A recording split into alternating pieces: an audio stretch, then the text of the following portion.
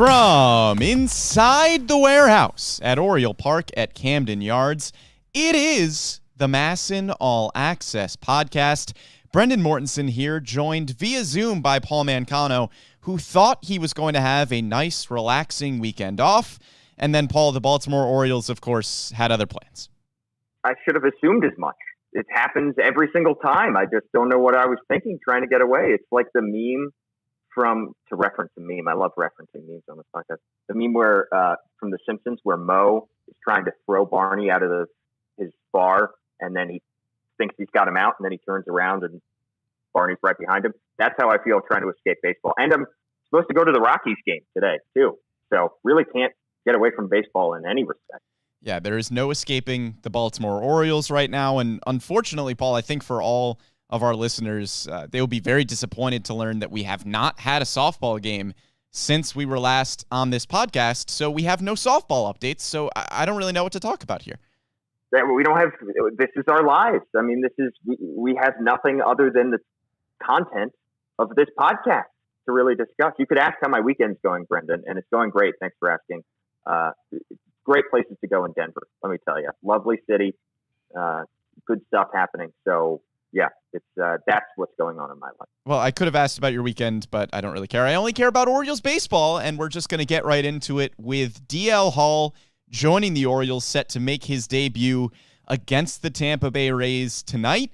Rock Kabako of MASNsports.com reporting that this will more than likely just be a spot start tonight for DL Hall, and then he will shift back into the bullpen and work in some longer inning relief outings. First and foremost, Paul, are you surprised at all by the timing of this move? Because I think I certainly was.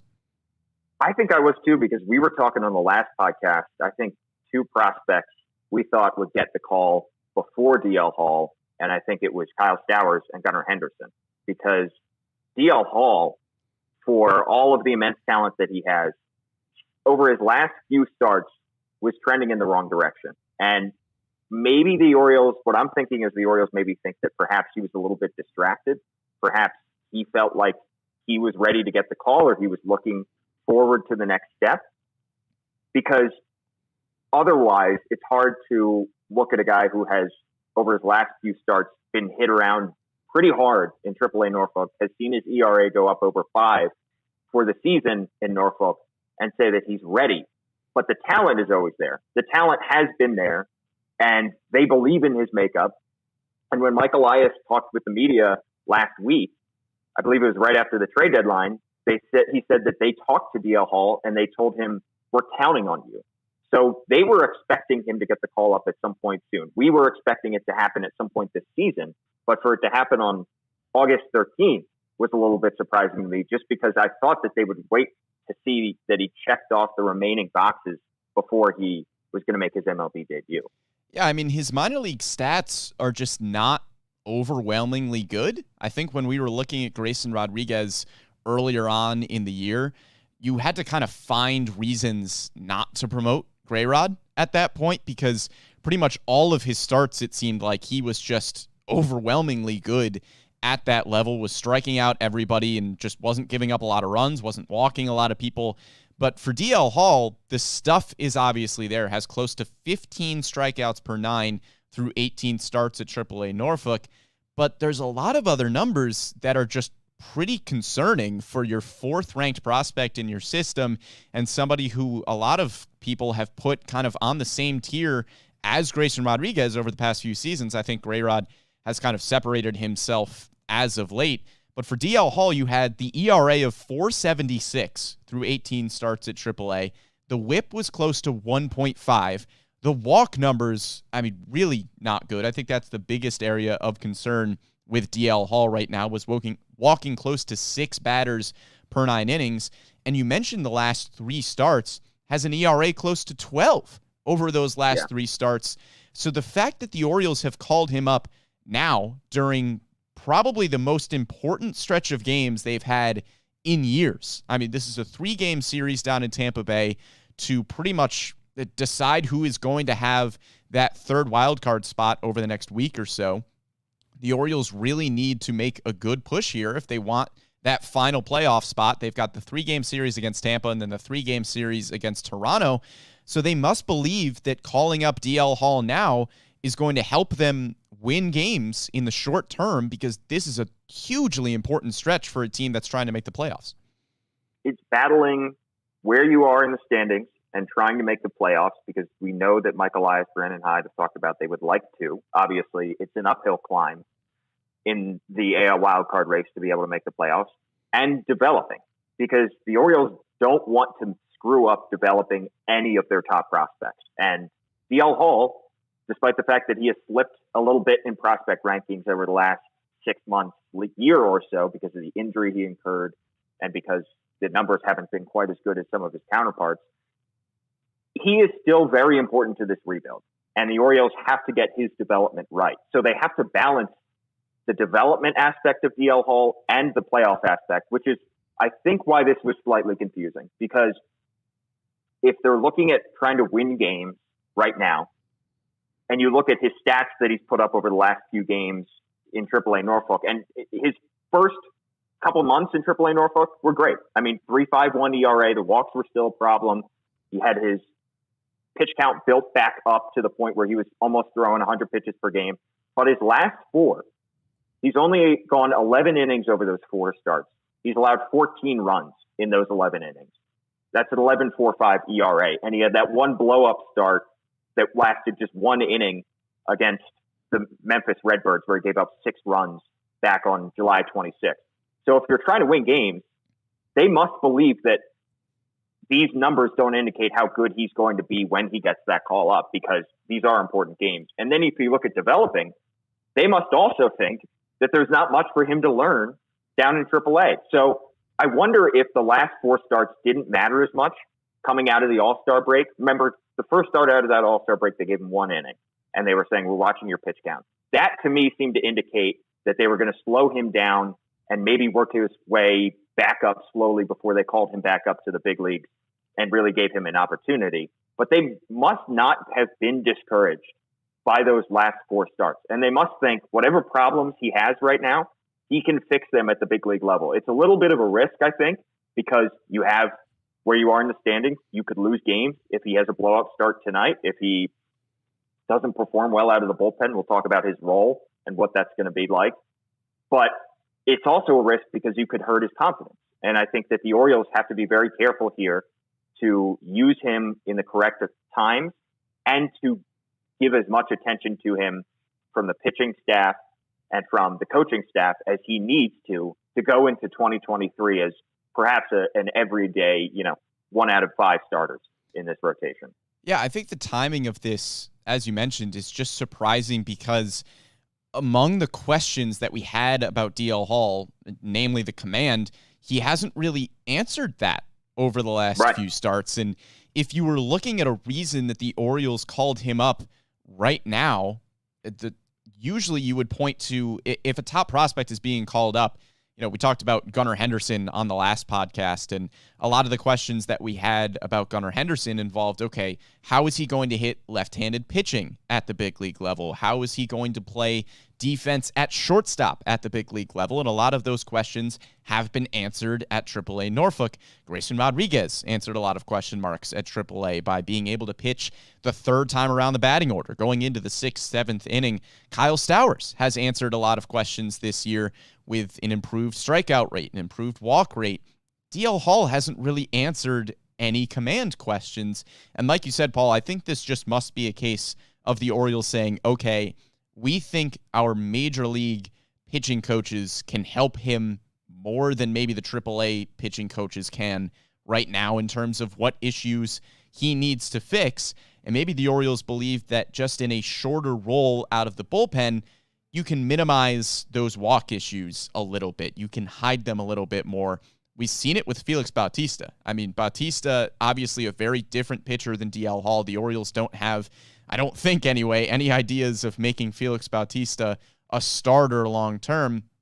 Felix Bautista had terrible walk issues coming into this season, and those walk issues have seemed to pretty much go away this year. So maybe they're thinking that putting DL Hall in the bullpen will be able to mitigate those concerns, but I don't know. Like you said, the last 3 starts have just not been a good sample size for DL Hall. And I think if he were really making a push to get promoted, you would have looked at a few weeks ago where he had a stretch of about 5 or 6 starts where he looked untouchable.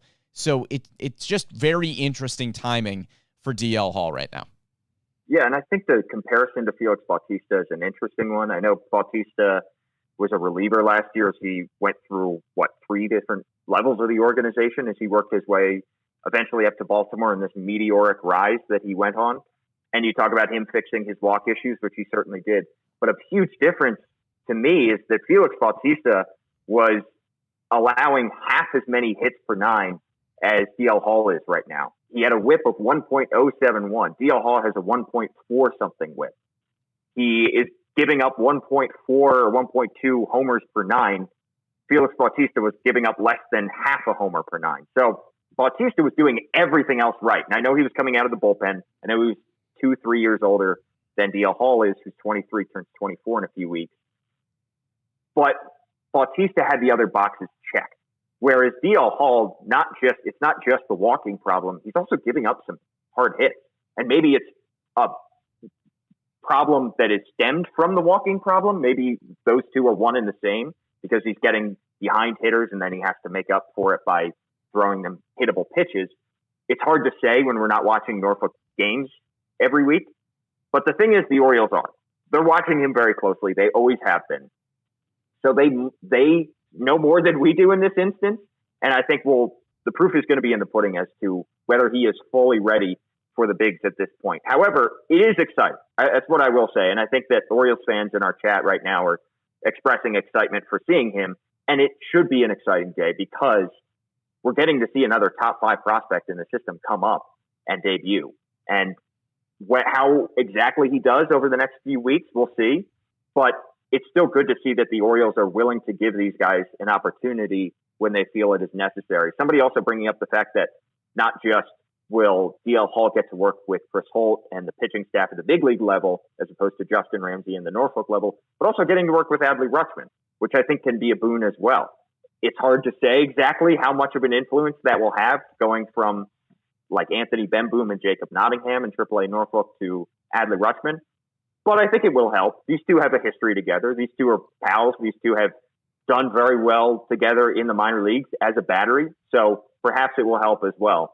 But I think the Orioles are attempting to take off the pressure by, after today, putting him in the bullpen and trying to alleviate some of that pressure, keep his pitch count at a reasonable level for the last couple, 6 weeks of the season before they look forward to 2023. Yeah, Adley Rutschman saying yesterday that the group chat has been going off with the news of DL Hall's potential start tonight. So let's talk more about his potential role. Look, with all the question marks surrounding DL Hall, the talent is certainly there. And I think a kind of long reliever role balances a lot of good things that you need to keep in mind with DL Hall. One of which, like you mentioned, Paul, is the innings limit. This is still a pitcher who is coming off of an injury last season. The Orioles want to be careful with him because obviously with DL Hall, you are looking at the long term. You are looking at somebody who you hope to be a potential front end of the rotation starter for years to come. And you don't want to push him over the limit this season. We've seen the Orioles do a similar thing with Tyler Wells. Unfortunately, before the injury, Wells was on an innings limit as well because, again, you had the long-term future in mind. And I think as you got further along in this season, the Orioles clearly wanted to limit Hall's innings a little bit. And I think it's easier to do that in a reliever role than it is in a starting role. I mean, if DL Hall was still at AAA Norfolk, you would have to pull him after 4 or 5 innings of work at AAA. And then if he's starting games but only going about 4 or 5 innings at AAA Norfolk, how much is that really doing for his development? Whereas if you still want to limit the innings, I think it makes more sense to put him in a bullpen role at the majors. Maybe he goes 2, 3, 4 innings at a time whenever he is able to make an appearance. And that way you are not only limiting his innings in the way that you were hoping to, but you're also furthering his development by having him face tougher competition in those 2, 3, 4 innings. Yeah, and let's be honest, the Orioles pitching staff, despite the fact that they don't have Grayson Rodriguez, They don't have John Means, who's been out for almost the entire season, has been very good. And the other part that was confusing to us was we didn't really think that a change in the rotation was necessary because of how good these guys have been. I know they don't have the names of some of the guys that we were expecting to see in this rotation. I think by season's end, we were saying, all right, it's going to be John Means. They'll probably have traded Jordan Lyles. So they'll have maybe Kyle Bradish in the rotation. They'll have DL Hall. They'll have Grayson Rodriguez. They'll have another prospect like an Alexander Wells or somebody, or Mike Baumann. Bradish has cemented himself in this rotation. You know, he may not put up incredible stats, but he's still young enough. He's still a former top 10 prospect in their system. You got to give him everyday starts. Lyles is your innings eater. He's too valuable to take out of the rotation. Both, honestly, has been excellent, as we've seen. Spencer Watkins has been good as well. So there wasn't really a natural hole in this rotation. I know Tyler Wells' injury opened that spot, but that was several weeks ago.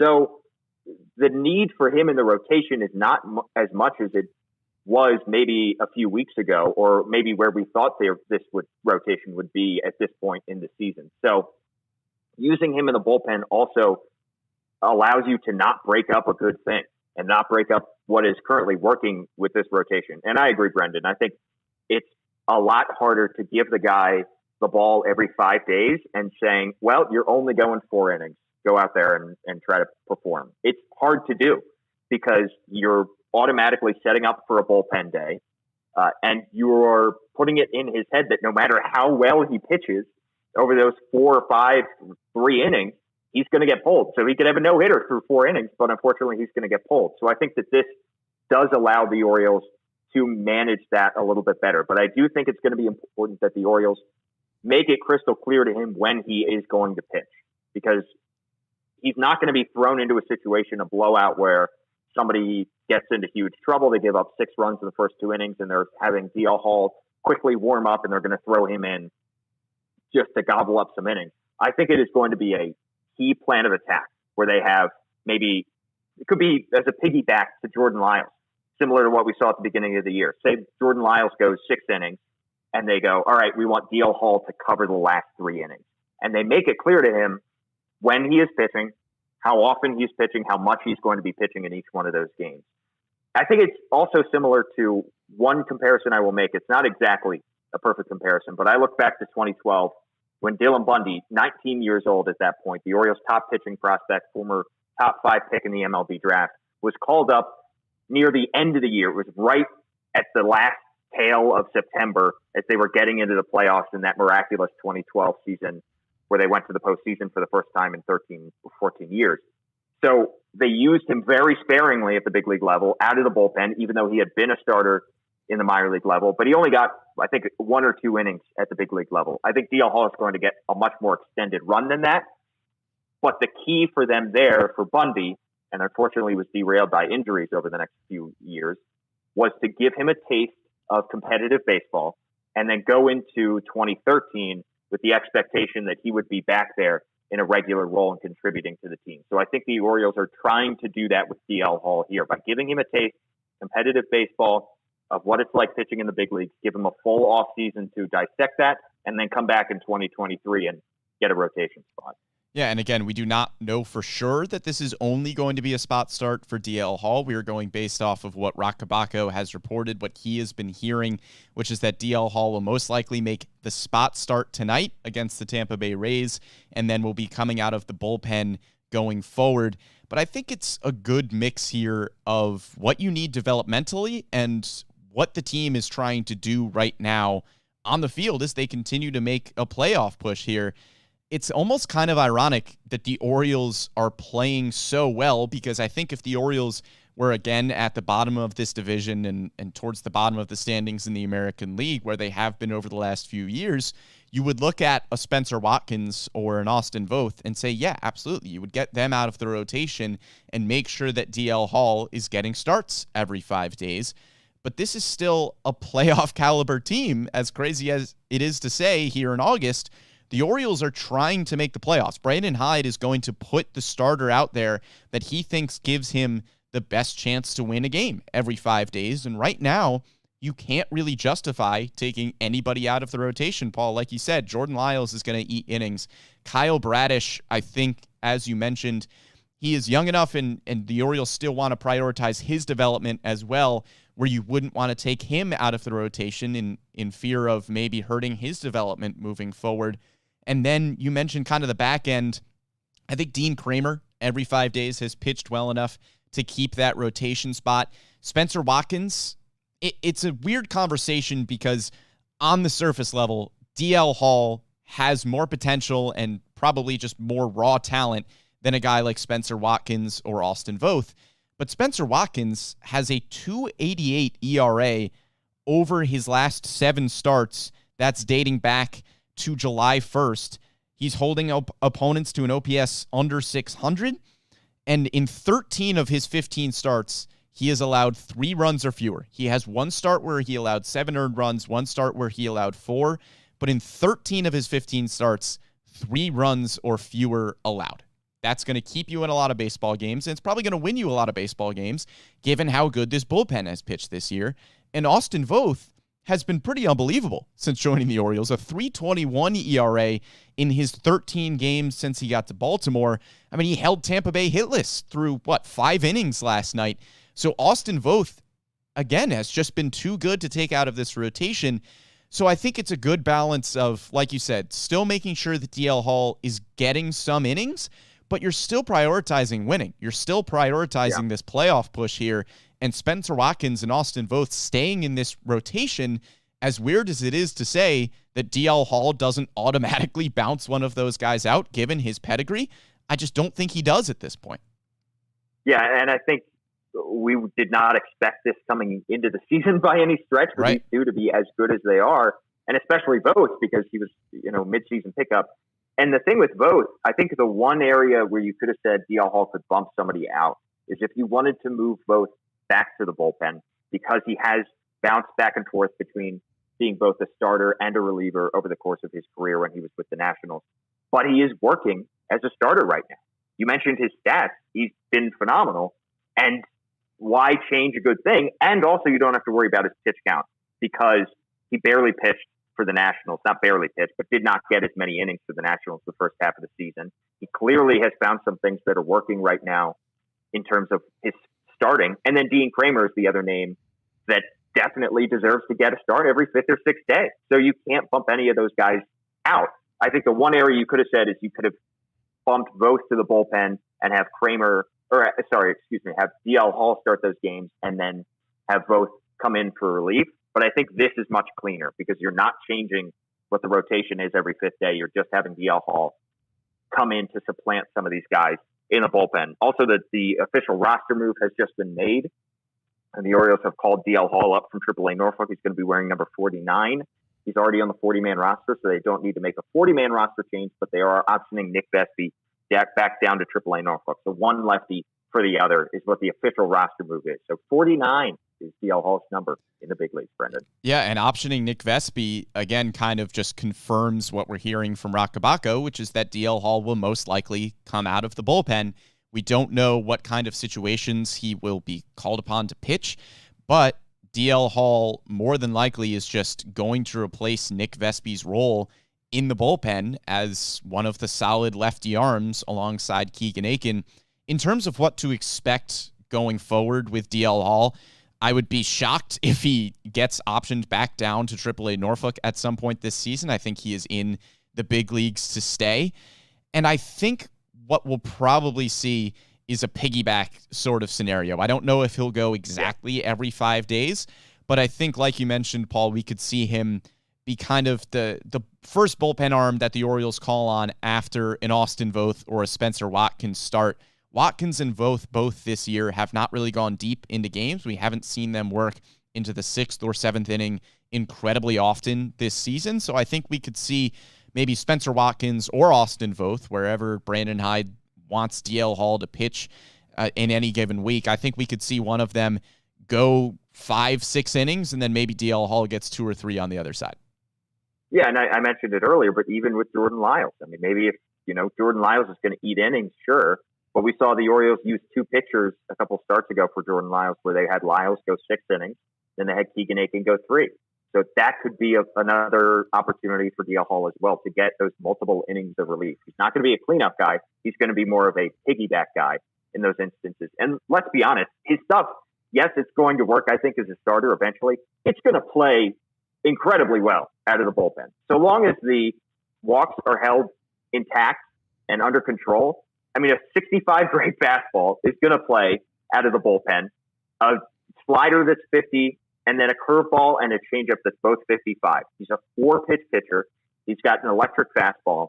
That's going to work out of the bullpen. It's not like the Orioles, how they have used in the previous years, an Alexander Wells or a Zach Lowther, these two crafty lefties who are being asked to get big outs in games out of the bullpen, and it's just not working for them because teams are jumping all over their, somewhat below average stuff and their fastball that tops out at 90, 91 miles an hour.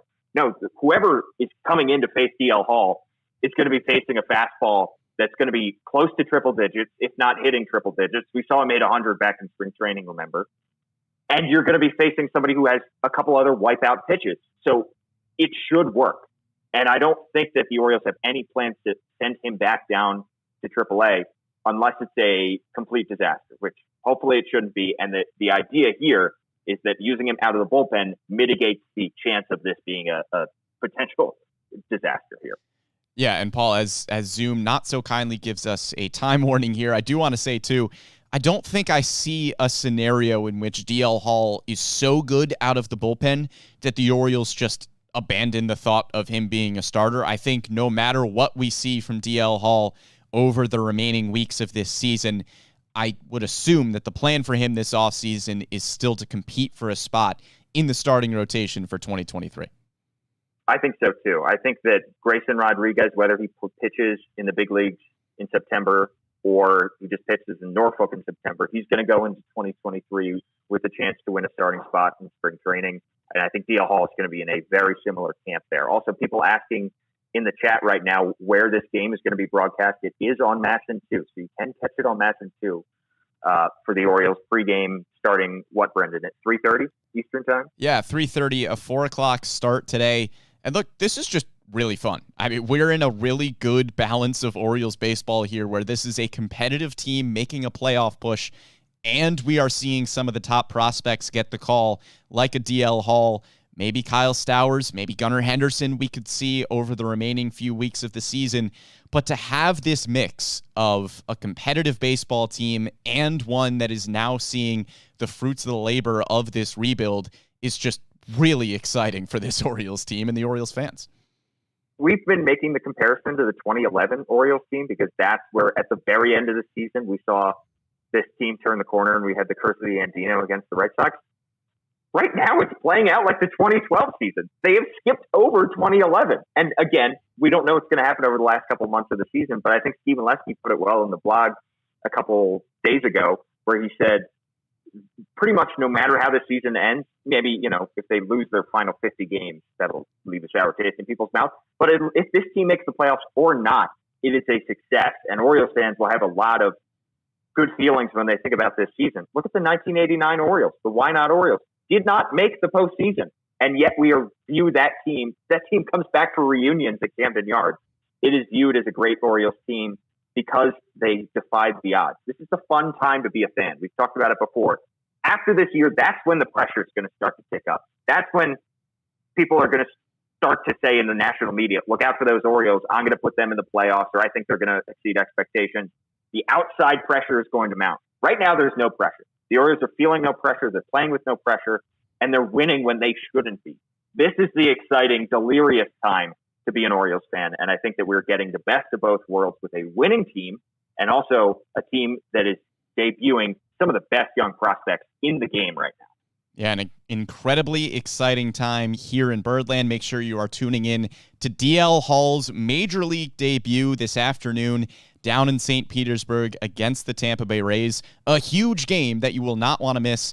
O's Extra starts at 3:30 on MASN 2 before the start of the game at 4 o'clock. I think that'll just about do it here for the MASN All Access Podcast. Thank you so much for tuning in to this emergency episode as we react to DL Hall getting the promotion to the bigs. Of course, you can catch the MASN All Access Podcast on Apple Podcasts, Spotify, Google Podcasts, SoundCloud, wherever you get your podcasts, you can get the MASN All Access Podcast. We will be back next week at our regularly scheduled time. Thank you so much to Paul Mancano for zooming in for today's episode and to Tim Leonard for producing. And we'll catch you next time.